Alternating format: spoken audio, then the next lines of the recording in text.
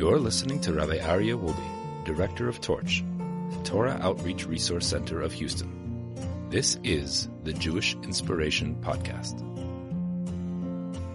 So tonight I want to discuss a very, very important topic, which is, I think, one of the most important topics for us to discuss as fellow Jews.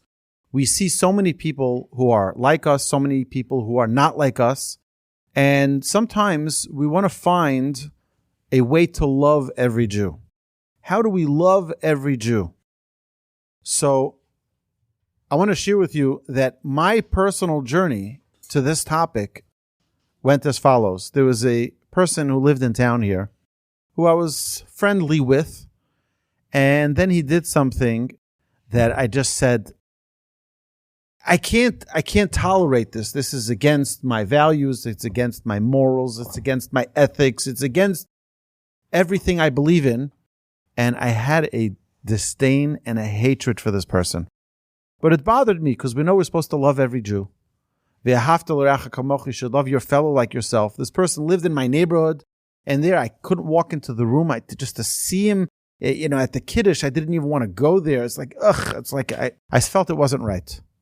So I decided I was going to give a 3-week series on loving every Jew with the intention that I learn how to love this individual.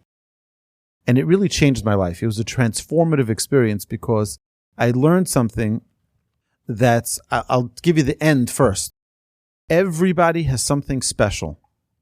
Everybody has something unique in their character, in their mitzias, in their existence that is special. And if you think about it, anybody who's been in any type of loving relationship knows that the person they love so much also has some flaws. So how can we love someone who has flaws? You know how we love them? Because we choose to focus on their virtues, on their qualities. Every human being has virtues, every human being has qualities, and every single human being also has flaws. But it depends on what you're going to choose to focus on. If you choose to focus on their flaws, then you'll have hatred. If you choose to focus on their qualities, you'll love them. And it's why if you wonder, I've had many couples come to me. I tell them I'm not a therapist. I can't help you with but I just want, I talk to them. I can encourage you. I'll definitely send you to therapy because it's very important for couples to have a way to learn to communicate and to bring about the love that is required in a relationship. But how is it possible that this couple loved each other so much and now they hate each other so much? Because there's a certain point where they shift from focusing on the qualities and they start focusing on the flaws. And when you start focusing on the flaws is when the love diminishes. When we focus on the qualities, we focus on the virtues that each individual has in every single person. There's a story in the Gemara. One of the great Tanaim, one of the great Tanaic sages was walking with his students in the forest and they were learning. And they saw a carcass of a donkey. And the students, they're like, the putrid smell, it stinks. And what did the Rebbe teach them? He says, but look at its teeth. Its teeth are so beautiful and white. You choose to see what you want to see. If you focus on the good, if you focus on the qualities, you'll see the good. Everything, even the carcass of an animal, has something beautiful that you can focus on.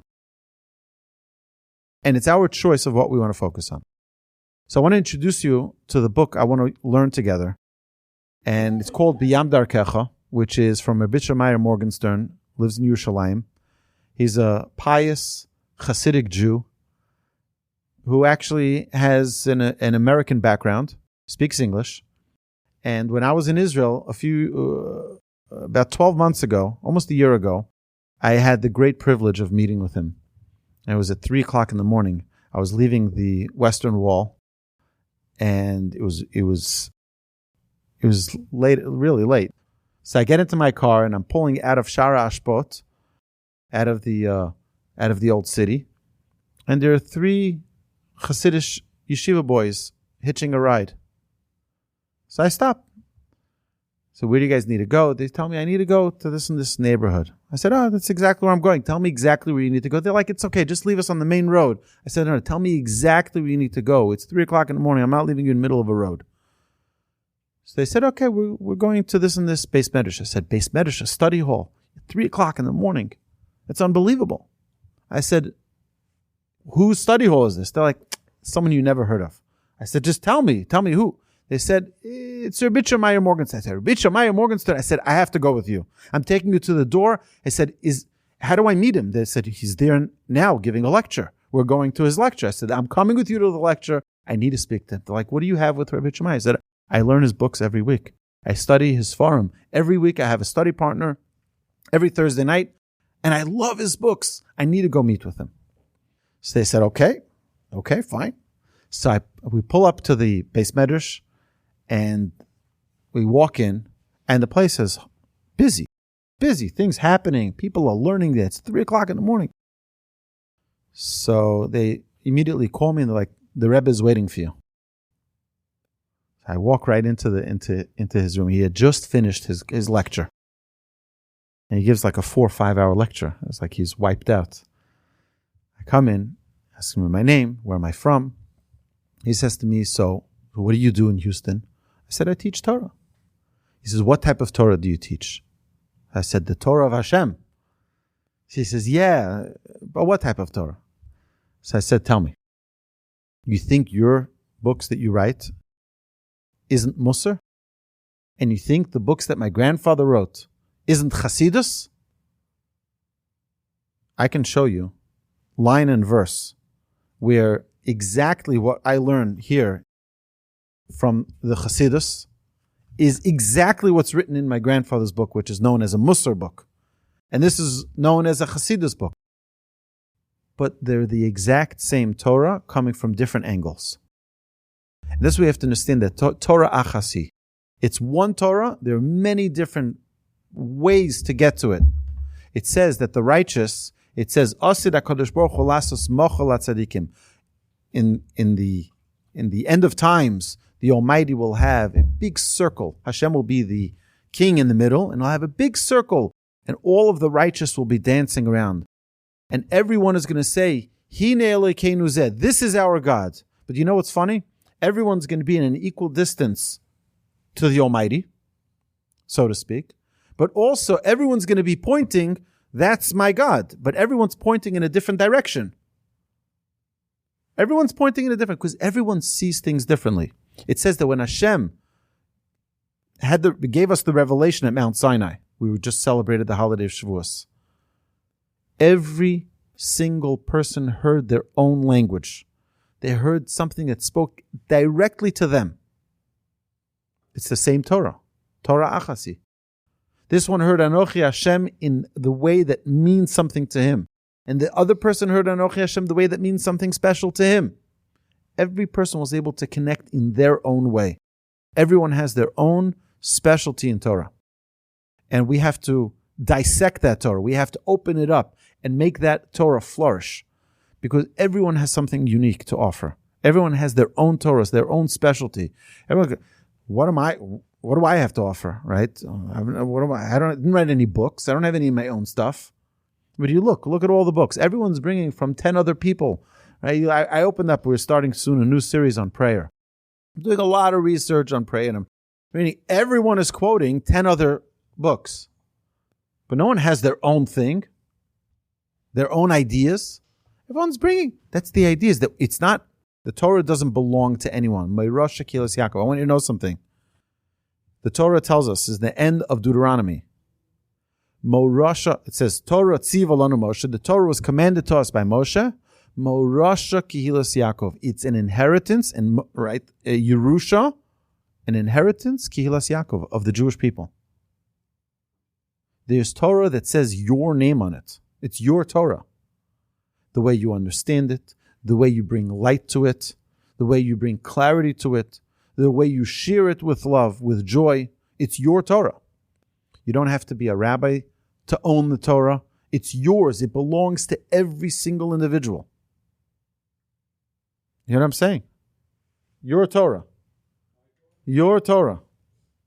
So let's take a look at what Rabbi Meir says here on loving every Jew. He says, Kol echad meitanu, each and every one of us, roitze lehoiv kol Yehudi, we want to love every Jew. We want to, deep inside. Kemo shetzivo aleinu avinu shebashamayim ve'ahavta l'reacha kamocha. Just exactly how Hashem commanded us. Just a few weeks ago in the Torah portion, we learned ve'ahavta l'reacha kamocha. You should love your fellow as yourself. V'hine bepashtus, simply understood, le'ehov kol adam Yisrael, to love every Jew, ze lo davar kal b'chlal. It's not an easy task to love every Jew. He doesn't have a yarmulke like me. He doesn't daven in the same shul as me. They don't keep the same minhagim as I do. Everyone, we get a little bit, we get our feathers ruffled. Ki, eich efshar lihitkasher belev emet b'kesher shel ava im adam lo mukar. Also, how can you have a love and an affection for someone you don't even know who they are? Or someone who does something which is foreign to you. Right? People who do things like I do, that's who I love. We're all part of the same world. But if someone has different customs than me, they don't know what they're doing. They don't, right? Sometimes it's very difficult to have a real deep internal love. Even with your own friends, the people who you do have a friendship with, and you have an admiration for, to love them completely. Especially when you see their flaws. Like we mentioned, it's very hard to love someone you see their flaws, but if you see their virtues, you see their qualities, then it's easy to love them. But what's if you see their flaws? If your friend is bothering you, your friend is causing you pain, your friend insults you, how can you love them? How can you forgive them? So it's a difficult thing. The Torah doesn't say only love your fellow as yourself if you like them. It says love your fellow as yourself even if you don't like them. You still have to love them. It's very interesting that the pasuk tells us also, Lo sisnas achicha b'vavecha, you should not hate your fellow in your heart. It's a biblical commandment, by the way. It's not like, one of those, that's just midrash. I can give you a whole speech on that. That's also Torah. It says, Lo sisnas achicha b'vavecha, you should not hate your fellow in your heart. You know what that means? That if you have a hatred towards someone in your heart, you're not allowed to leave it in your heart. You have to go and tell them. I was once witness to such a story. There was a guy who lived here many years ago in Houston. He was a male. And he was very upset at someone that didn't hire him for his son's bris. He had to bring someone from out of town. Just that I shouldn't do your son's bris? Really? You had to fly someone in and do a whole geschäft and a whole thing just so that I won't be your son's mile. Really? He was very upset about it. And I was there when he confronted him and he told him, he says, I just want you to know it's a mitzvah in the Torah. Lo sisnas achicha b'vavecha, you shouldn't hate your fellow in your heart. He says, I want you to know I have a hatred towards you for not hiring me to do your son's bris. And I learned from this experience why Hashem writes this in the Torah. Because immediately the person went on to say about how it was such a misunderstanding. He says, the person I hired is my first cousin. And we were best friends growing up. And when he told me that he's going to be a mile, I said, yeah, right. And actually he became a mile. And I felt like my cousin, I have to invite him to be my son's mile. He said, there's nothing against you. It's not somebody, just some stranger. This is my relative, and that's why I brought him. But of course I would have hired you. He says, you know what? It's okay. I don't know why I took it so personal. And they hugged, and they gave each other a kiss. And I was like, wow, that's why Hashem gives us this commandment. Because if you keep it in your heart, you can walk around your whole life with grievances, with anger, for a misunderstanding. Because you saw it a certain way. Because you thought that he was out to get me. All you have to do is take it out of your heart. It shouldn't be in your heart. Talk it out. You'll see 9 out of 10 times it's a misunderstanding. And we understand from this to judge every person favorably is the same exact thing. We see a snapshot and we're like, that's it. I saw with my own eyes. What did you see with your own eyes? You only saw a little picture. You know, the difference between a video and a camera and a photograph is the video, you can see more than just one frame. You see usually 60 frames per second. That's why it's motion. You see many, many different frames that are moving very fast. A photograph is just one frame. That's it. Most people, we look with our eyes, we catch a picture, and that's it. We saw the whole picture. No. You saw one little frame. You didn't see the whole story. And we many times convince ourselves, I saw the whole story. Person needs to be very careful. So he continues, he says, Aval, however, lo nitnu Torah l'malachei hasharis. The Torah wasn't given to the angels. It wasn't given to all of the lofty beings. It was given to humanity. Hashem gave it to us. If Hashem gave it to us, don't you think that we can attain this great level of loving every person? To love every fellow like ourselves? And by the way, how much do we love ourselves? A lot. We love ourselves a whole lot. You know, we're very close with ourselves. Nobody needs to tell us when we're hungry. We know when we're hungry. Nobody needs to tell us when we're thirsty. We know. We feel it. We know when we're tired. We know when we need the restroom. We know ourselves. But do we know our fellow, the person sitting next to us? Do we know what they need? How should I know? That's the level Hashem wants us to be at, of sensitivity, of care, of concern, of the person sitting next to us, of our fellow. As much as we're in touch with ourselves, we should be in touch with them. And we should know another person and care about another person the same way we care about ourselves. Ubevada yeshno derech. There has to be a way for a person to attain this level. Shegam anu natzliach la'agia la'avas Yisrael. That we can attain this great level of love for our fellow Jew. La'agia la'madrega. And to get to this level, shekasha nira Yehudi, that when we see another Jew, whoever he may be, yismach libenu l'roisei, that will be happy to see him. Miroiv ahava elav. With the abundance of love that we have for another Jew, because we're primed, because we're trained, because we're skilled in this art of loving our fellow like ourselves.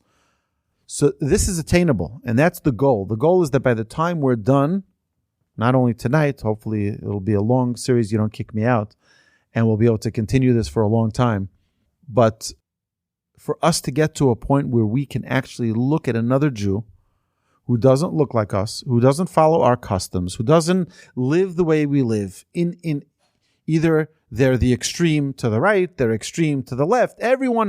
We're always in the middle of the road. You realize that, right? I have the right path. Everybody here is an extremist. Everybody over there, they just don't care about their Judaism. That's the way we all feel. We're all in the middle of the road. Everybody else is nuts. When we see someone who's different than us, sometimes a little judgment can go into our mind. They're like that, and they're like that. And it's very, very difficult for a person to love their fellow Jew if they can't see beyond that. So how do we get to merit to love every Jew?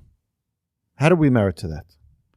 So he says, Haderech lezakos le'ahoiv kol Yehudi. The way we merit to loving every Jew, is to go into the internal, into the world of internal existence.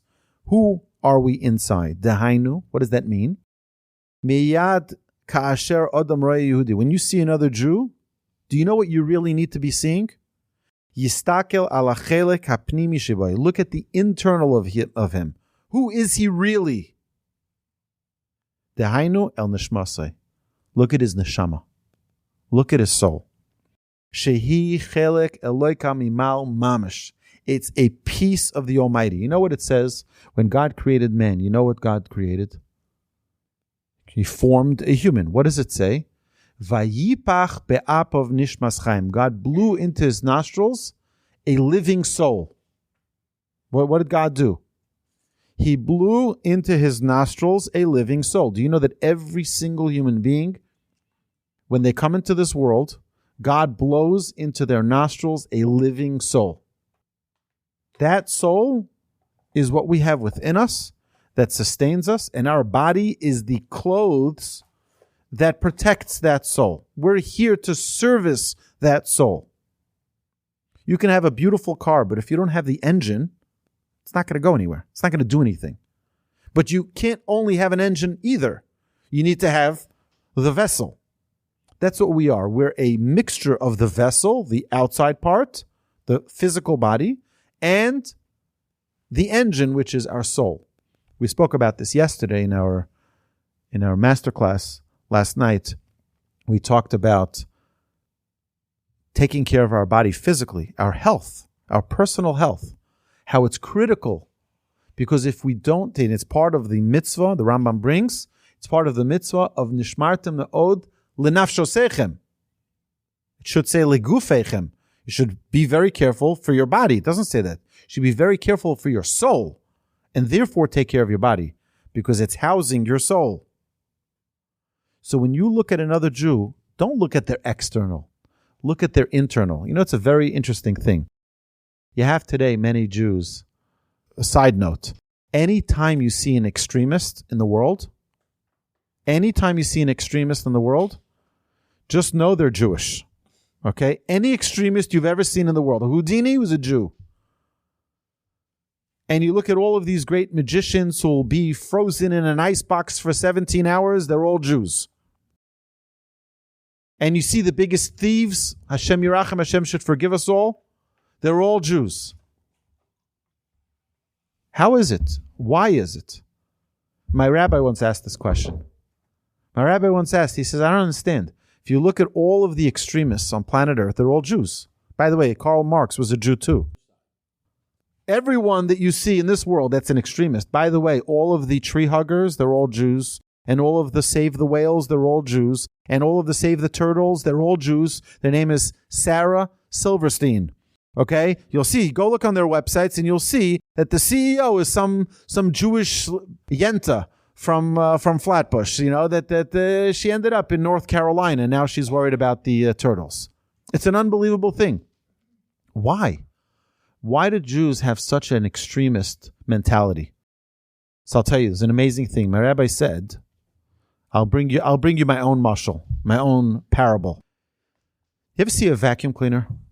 Everybody knows how a vacuum cleaner works, right? It's sucking up dirt. All it needs is dirt, right? You ever take a vacuum cleaner and it eats up the pretzels? That's the best sound. How the pretzels run through the nozzle of the vacuum. That sound is just perfect, right? That's what it's meant for.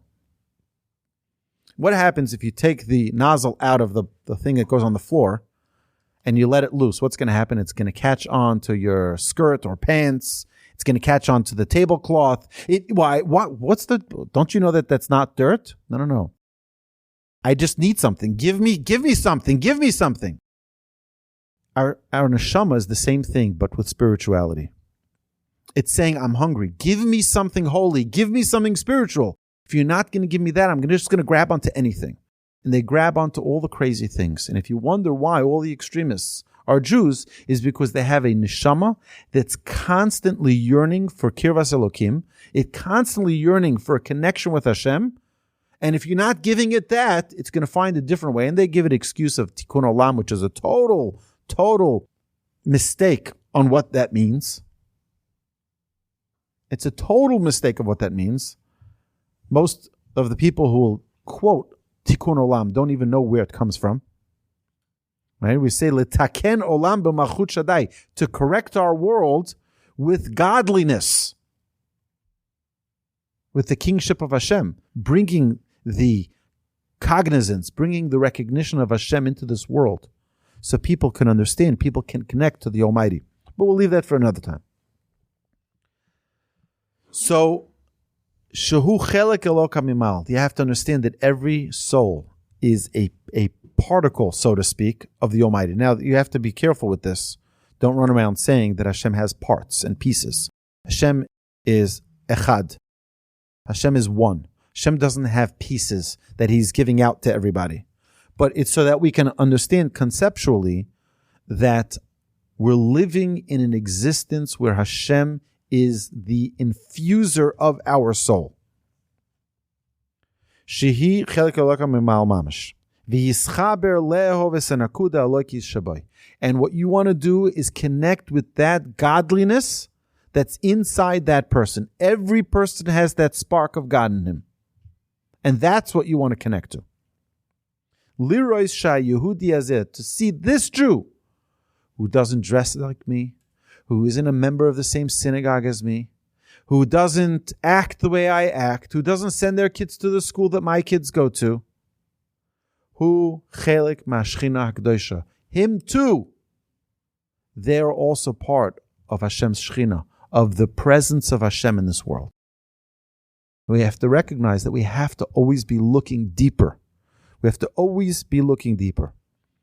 Because we need to internalize she'emesi, that the truth is she'akol nivra, that every single creation eino davar atzmi, they're not independent. We think, oh, here's one individual, another individual, another individual. Everyone's their own thing. Elohu kli ligilui or Hashem Yisborach. Everyone is a vessel to reveal Hashem's light in this world. Everyone, like we said in the beginning of tonight's class, everyone has the ability to reveal their own Torah, their own light of Hashem to this world. Ubefrat Yehudi. More than any other creation, a Jew. That's our job. Hu chelek Eloka mimal mamash, ben shel Hashem Yisborach. You're a child of the Almighty.